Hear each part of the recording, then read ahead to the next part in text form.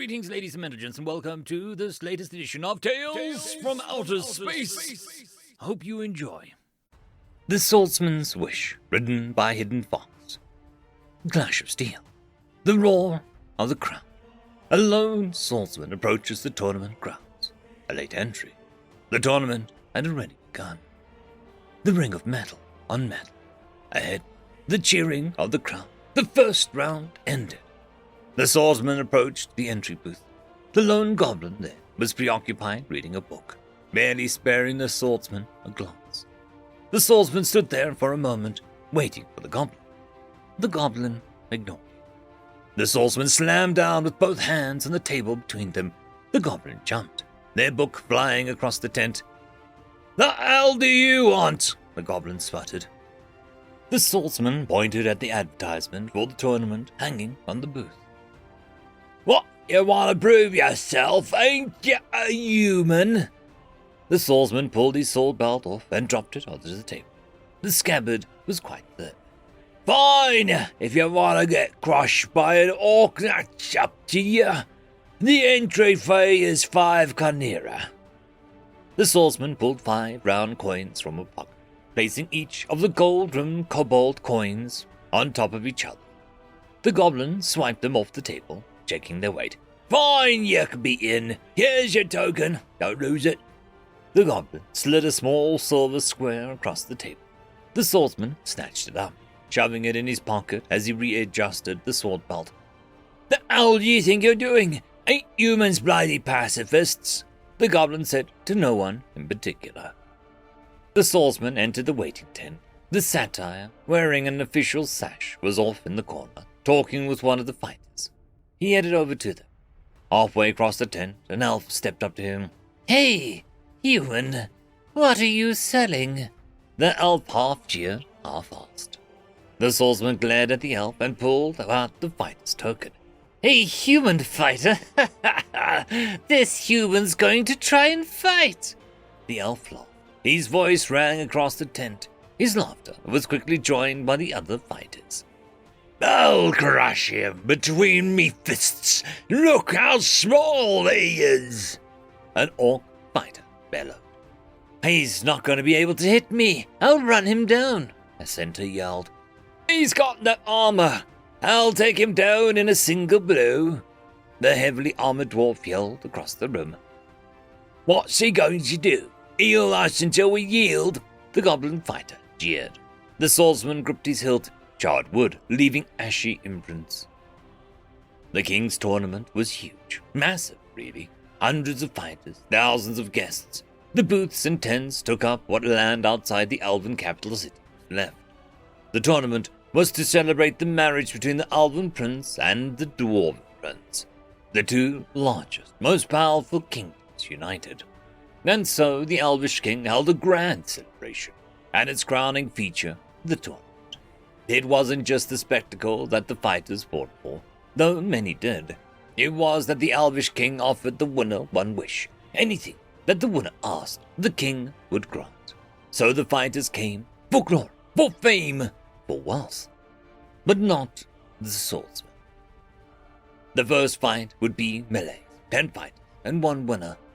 As the 9 other fighters emerged into the ring, shouting and gloating, the swordsman said nothing. Gripping his sword hilt and standing against the arena's wall, he waited. When the ball of fire thrown to the sky exploded, the fighters charged to the center of the arena. But not the swordsman. The fighters attacked each other with mithril blades and orichalcum fists. Death was possible, but to kill your opponent would bring a penalty, so death was typically avoided. In the melee, fighter after fighter fell until only an orc berserker remained, standing on the bodies of other fighters. He roared his assumed victory. The swordsman walked up quietly and punched the orc in the base of his skull. The orc crumbled to the ground, unconscious. The duels began. The others were of no concern to the swordsman. They only focused on preparing themselves further, physically and mentally. When the swordsman's turn finally came, it was with relief that they stepped into the ring with not fear or anxiety. Their opponent, a centaur, roared a challenge. The swordsman did not respond. The fire mage on the judge's stand launched a fireball into the air. It burst, and as its wisps of flame fell to the dusty earth, the centaur charged. The swordsman gripped the hilt of his sword, still in its sheath, and stood. The centaur grew closer and closer, its hooves leaving imprints in the dirt. It leveled its long scimitar and prepared to swing. The swordsman stared directly in the centaur's eyes, impassive. At the last moment, the swordsman jumped to the centaur's right. 2 quick flashes of light, and the waves of unease disseminated through the crowd as the centaur collapsed. The centaur screamed, its right leg nearly severed. Healers rushed onto the field. The swordsman rubbed their left palm, ashed, leaving their marks on his thumb. A new duel, a new foe. The elvish blade singer faced down the swordsman. Dedication was hard set in the elf's face, but the tinge of anxiety dashed across their brow. They had seen the centaur. The fireball burst. The blade singer began their prayer. Their words filled the arena. Their mithril blade danced in their hands. The swordsman felt the familiar channels of the sword's grip. He moved towards the elf, slowly. Closing the distance, the elf and the swordsman orbited each other, waiting for the other to strike. The crowd, larger than the centaur duel, watched with glee, hoping for a good fight. The elf's prayer hit its peak, and they lunged forward, their blades swinging down. With a clash, a loud clang, a slight unease, the elf's blade was stopped. Another flash, and a gash of pale green formed above the elf's knee. The blade singer swung at the swordsman, trying to hit him. Another flash, another clang. The swordsman jumped behind the elf, cutting up his back. Every swing from the swordsman started and ended the same way, in the sheath.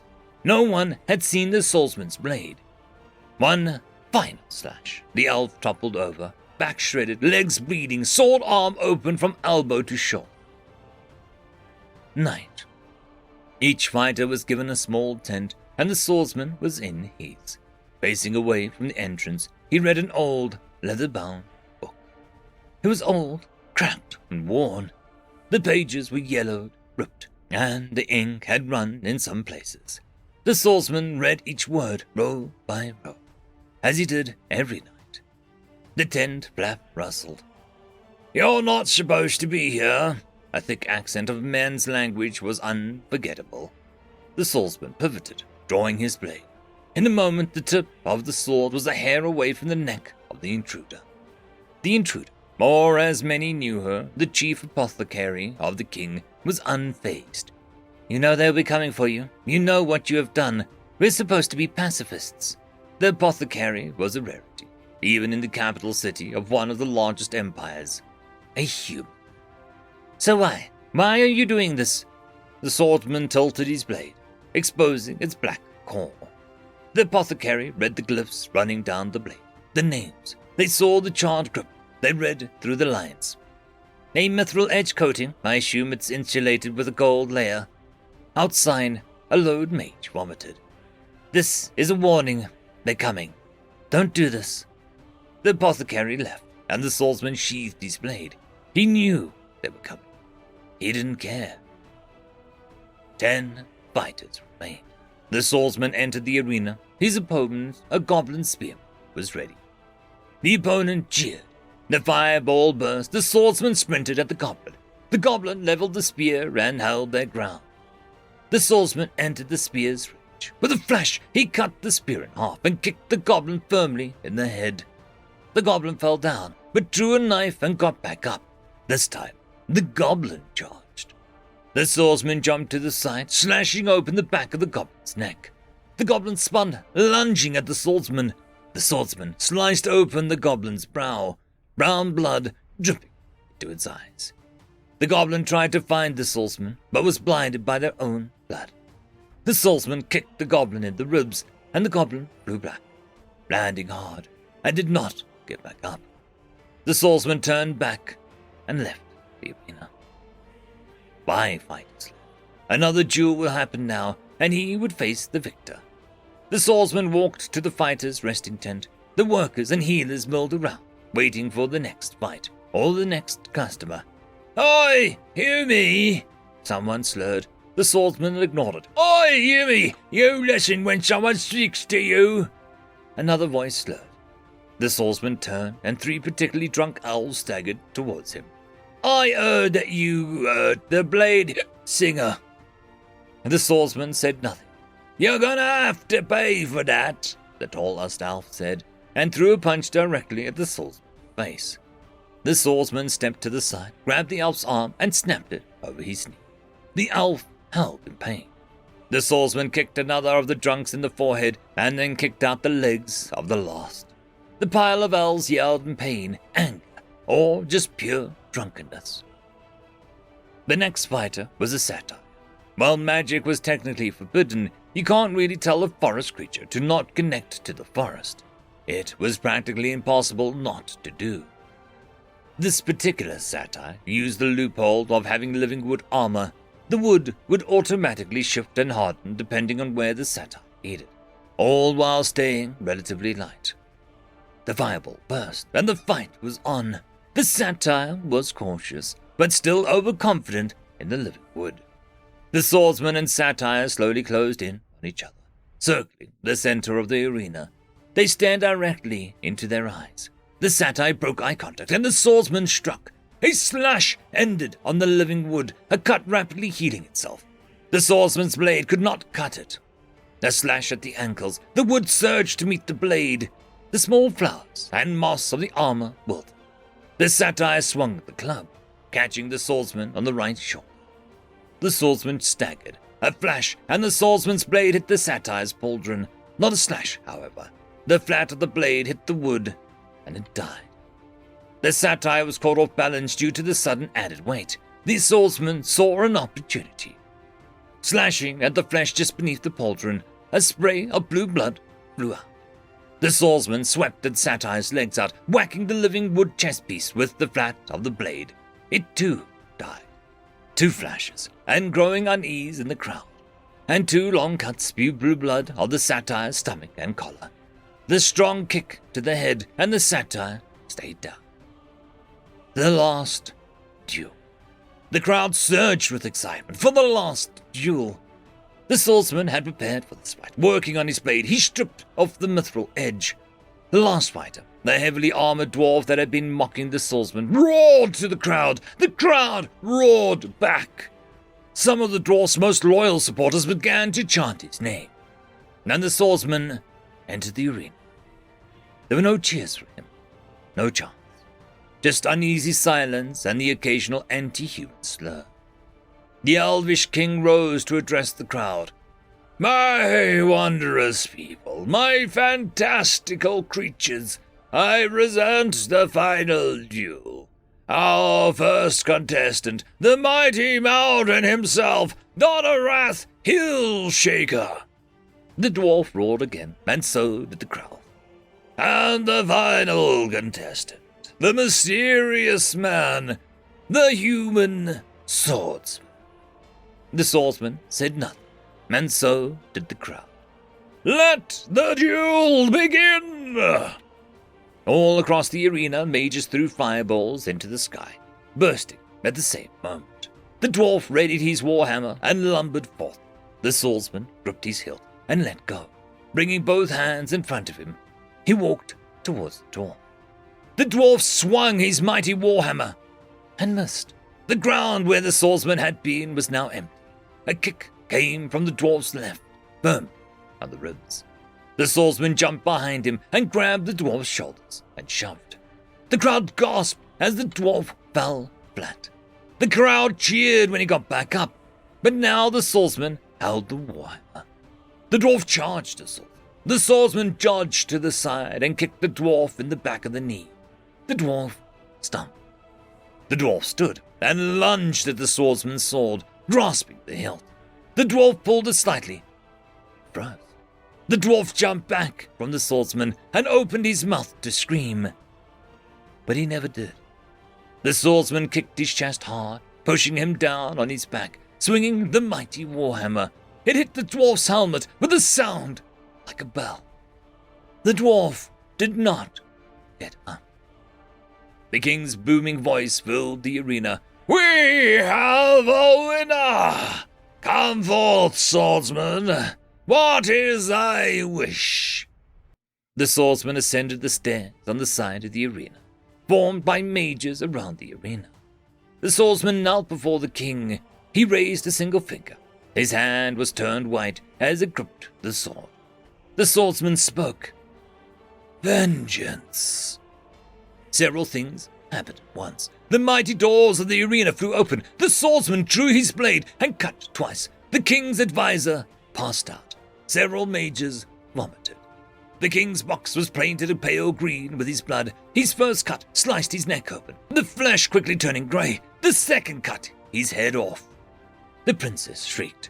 5 heavily armored humans rode into the arena. All but the first were wearing a strange swirled metal. The first was wearing a light blue cloak, studded with mithril. Large bands covered their wrists. The swordsman did not sheathe his blade. He held it for all to see. It was not mithril, or orichalcum, nor cobalt, or gold, or silver. It was black iron. Iron, the metallic bane of magic, the forbidden material. The waves of unease turned to fear. The king's bodyguard rushed the swordsman. "In the name of Queen Delea, surrender your arms, Malachi of Cavendai." The first human yelled.